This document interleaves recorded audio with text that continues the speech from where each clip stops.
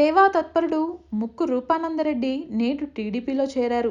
అయితే తన సత్తా టీడీపీ నాయకులకు తెలియజేయాలనుకున్నారా, లేక తనంటే ఏంటో వైసీపీకి చూపించాలనుకున్నారో తెలియదు కానీ మొత్తానికి ఆయన విశ్వరూపం చూపించారు.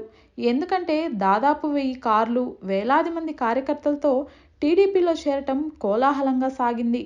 అంతేకాకుండా రైల్వే కోడూరు కాదు, రాజంపేట పార్లమెంట్ కాదు, ఏకంగా కడప జిల్లాలోనే టీడీపీకి మెజారిటీ సీట్లు తెచ్చిపెడతానని ధీమాను వ్యక్తం చేశారు. అందుకు కారణం లేకపోలేదు. ఎందుకంటే రాయలసీమలో జగన్ ప్రాబల్యం బాగా తగ్గిపోయింది.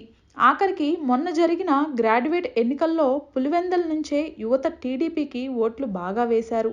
అంతేకాకుండా వైసీపీ నాయకులే జగన్మోహన్ రెడ్డి మీద అసంతృప్తితో ఉన్నారు. ఇన్ని సమస్యల మధ్య రాయలసీమలో వైసీపీ నెట్టుకురావటం ప్రశ్నార్థకమే. బహుశా అందుకేనేమో రాయలసీమలో అత్యధిక సీట్లు టీడీపీ గెలిచేలా చేస్తానని రూపానందరెడ్డి ఖరాఖండిగా చెప్పారు.